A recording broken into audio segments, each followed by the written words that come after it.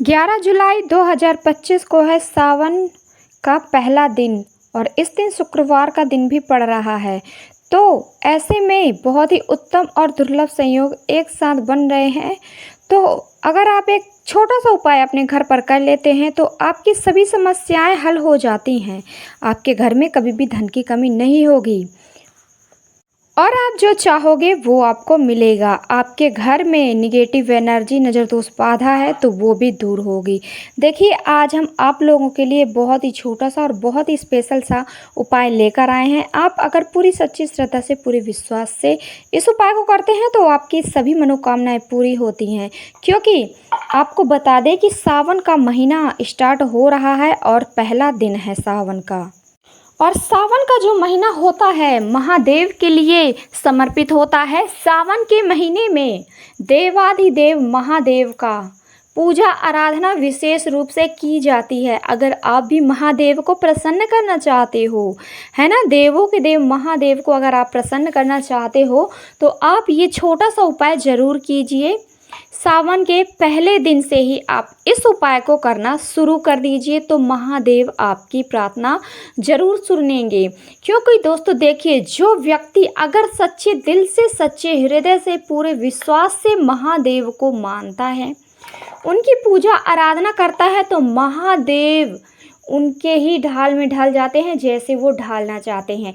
देखिए, जिस वृक्ष में उन्होंने वास किया उन्हीं के नाम से ही स्वयं अपना नाम रख लिया। जैसे कि पीपल के वृक्ष में उन्होंने वास किया तो उनका नाम हो गया पिपलेश्वर महादेव, है ना। राम जी ने उनका पूजा आराधना की तो राम जी के नाम से ही उन्होंने अपना स्वरूप धारण कर लिया, अपना नाम धारण कर लिया। उनका नाम क्या पड़ गया? रामेश्वर महादेव, है ना। इसी तरीके से जिस भी तरीके से महादेव के भक्त उन्हें मानते हैं वो उसी रूप में उन्हें मिलते हैं। देखिए, लोग तो महादेव को मानते हैं और महादेव उन्हें इतना बड़ा, इतना अच्छा, मतलब ऐसा बना देते हैं कि कभी कोई व्यक्ति उनके सामने खड़ा नहीं हो सकता। देखिए, कालों के भी काल है, महाकाल है, महादेव है।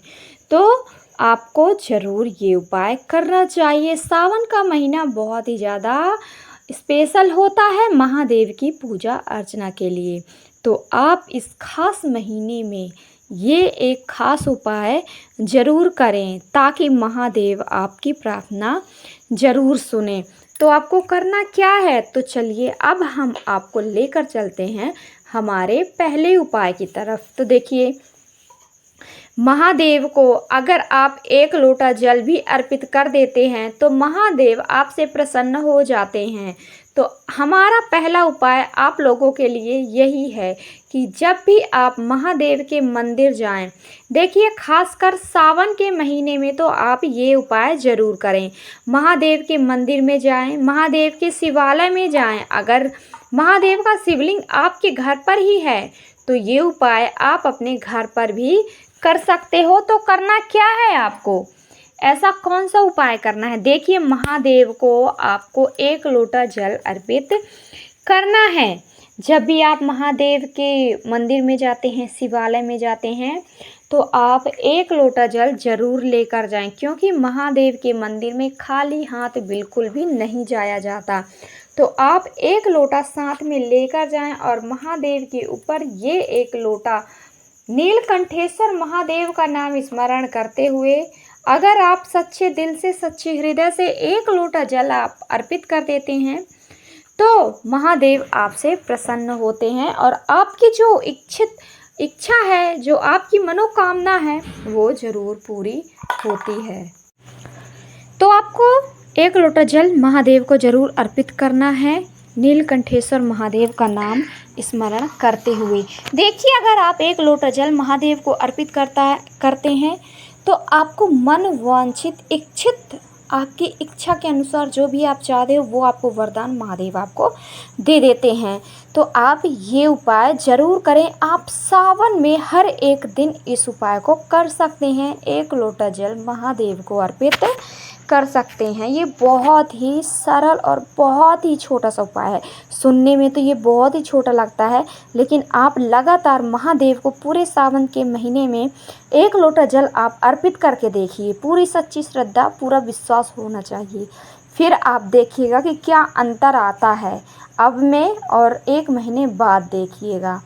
तो ठीक है, इस उपाय को ज़रूर करें। तो चलिए अब हम बात कर लेते हैं हमारे दूसरे उपाय की तरफ। दूसरे उपाय आपको करना कैसे है, देखिए हम आपको बता दें कि इस उपाय को करने के लिए आपको बहुत ही कम चीज़ों की ज़रूरत पड़ेगी, लेकिन बहुत ही अचूक उपाय है। और ये भी उपाय आपको इस उपाय को करने के लिए किन किन चीज़ों की ज़रूरत पड़ने वाली है। सबसे पहले तो आपको ये बता दें कि इस उपाय को करने से होगा क्या, इसके लाभ। तो हमारे दूसरे उपाय के लिए दूसरे उपाय के लिए आपको बहुत ही कम चीज़ों की ज़रूरत पड़ेगी, लेकिन इस उपाय को कर लेते हैं तो आपको क्या क्या लाभ मिलने वाले हैं ये ज़रा सुन लीजिए। देखिए, जो दूसरा उपाय है, दूसरे उपाय को अगर आप कर लेते हैं तो आपको बहुत ही ज़्यादा लाभ मिलने वाले हैं। आपके घर से निगेटिव एनर्जी, नज़र दोष, बाधा दूर होगी। आपके घर की बुरी शक्तियाँ दूर होंगी। अगर आपके घर में कोई व्यक्ति लगातार बीमार पड़ा रहता है तो उसकी बीमारी भी धीरे धीरे ठीक होगी। और ये उपाय आपको ज़रूर करना चाहिए सावन के महीने में। देखिए, आपको क्या लेना है, आपको सबसे स्पेशल सी चीज़ लेना है जो महादेव को अति प्रिय है, यानी कि बहुत ही ज़्यादा प्रिय है।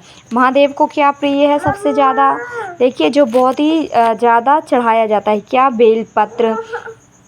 तो आपको दूसरे उपाय के लिए लेना है आपको लौंग लेना है ना, और बेलपत्र लेना है। जैसे हमने आपको बताया है, महादेव की सबसे प्रिय वस्तु क्या है, बेलपत्र। आपको कितने बेलपत्र लेना है, आपके पास जितने भी अवेलेबल हों। 1 बेलपत्र हो, यानी जिसमें 3 पत्तियां होती हैं, 3 हो, 7 हो, 9 हो, 11 हो, ऐसे आप जितनी भी आपको मिल जाए उतनी आप ले सकते हैं। और साथ में 1 लोटा जल तो लेना ही है ना। और गंगा जल थोड़ा सा डाल दीजिएगा, क्योंकि सावन का महीना बहुत ही ज़्यादा स्पेशल है और गंगा जल महादेव को बहुत ही प्रिय है ना। तो आपको ये चीज़ें लेना है, महादेव के मंदिर में जाना है। सर्वप्रथम आपको महादेव का स्मरण करना है, उनका आवाहन करना है। और आपको करना क्या है, जो आपने बेलपत्र ली है, बेलपत्र महादेव को एक अर्पित करनी है, कुंदकेश्वर महादेव का नाम स्मरण करते हुए। और 1 बेलपत्र आपको माता अशोक सुंदरी के स्थान पर आपको 1 बेलपत्र अर्पित करनी है, कुंदकेश्वर महादेव का नाम स्मरण करते हुए, है ना। और 1 लोटा जल आपको अर्पित करना है महादेव को, नीलकंठेश्वर महादेव का नाम स्मरण करते हुए। और जो लौंग आपने ली हैं, 2 लौंग आपने ली हैं, तो ये 2 लौंगों को आपको अर्पित करना है माता अशोक सुंदरी के स्थान पर। और ये जो लौंग आपने अर्पित की हैं, थोड़ी देर तक अर्पित रहने दीजिए। और फिर इन लौंगों को उठाकर लाना है अपने घर पर, लेकिन उठाने से पहले आपको स्वीकृति लेनी है महादेव से। स्वीकृति ले लीजिए, हे महादेव, ये लौंग हम अर्पित किए हैं। इसके बाद हम ये लौंग उठा लेंगे। इस लौंग में आप अपनी दया कीजिए, अपनी शक्तियाँ डालिए। इस लौंग से हम हमारे घर की बुरी शक्तियाँ दूर करने वाले हैं और व्यक्ति को ठीक करना चाहते हैं। तो आप इस लौंग को औषधि के रूप में प्रदान कीजिए। और इन दोनों लौंगों को जब आप वापस घर ले आएंगे, तो जो व्यक्ति आपके घर में ज़्यादा बीमार रहता है ना, उस व्यक्ति के ऊपर से इन दोनों लौंगों को आपको लाना है, उस व्यक्ति को खिलाना है। आपको औषधि के रूप में इन लौंगों को खिलाना है। खिलाना कैसे है, आप 1 लौंग पीस लीजिए और खाने में मिलाकर दे दीजिए। इसी तरीके से दोनों लौंगों को खिलाना है। आप ये उपाय लगातार आप हर सावन के सोमवार को कर सकते हैं। जितने भी सोमवार हैं सावन के, हर सोमवार को इस उपाय को आप कर सकते हैं। इस उपाय को अगर आप कर लेते हैं तो वो व्यक्ति बहुत ही जल्दी ठीक होता है, उसकी सारी समस्याएं हल होती हैं। और उसका अगर मानसिक संतुलन भी बिगड़ा हुआ है वो भी ठीक होता है, चिड़चिड़ापन दूर होता है ना। और वो लड़ाई झगड़े, क्लेश, कलह बहुत ही कम करता है। तो इन उपायों को ज़रूर करें। साथ ही साथ मेरी वीडियो को लाइक, चैनल को सब्सक्राइब कर दीजिएगा। बेल आइकन को प्रेस करना ना भूलें, ताकि हमारी वीडियो की नोटिफिकेशन सबसे पहले आप तक पहुंच जाएं। तो दोस्तों, सावन का महीना शुरू होने वाला है, तो सावन के महीने में कुछ जो हैं कुछ उपाय आप कर सकते हैं। जैसे सावन के महीने में आप महादेव की पूजा आराधना कर रहे हैं, तो आप स्वच्छ कपड़े पहने और सफ़ेद, पीला, लाल, हरा इन कलर के कपड़े आप ज़रूर पहने। यदि स्त्रियां सफ़ेद रंग पहन रही हैं तो ध्यान दीजिएगा, सफ़ेद रंग के साथ साथ और भी रंग सम्मिलित होने चाहिए। इन उपायों को ज़रूर करें, है ना? ऐसे कपड़े ज़रूर पहने सावन के महीने में। और स्त्रियां, आप हरी चूड़ियां अगर आप पहनती हैं तो आपका जो सुहाग है वो अजर और अमर होता है, उनकी लंबी आयु होती है आपके पति की।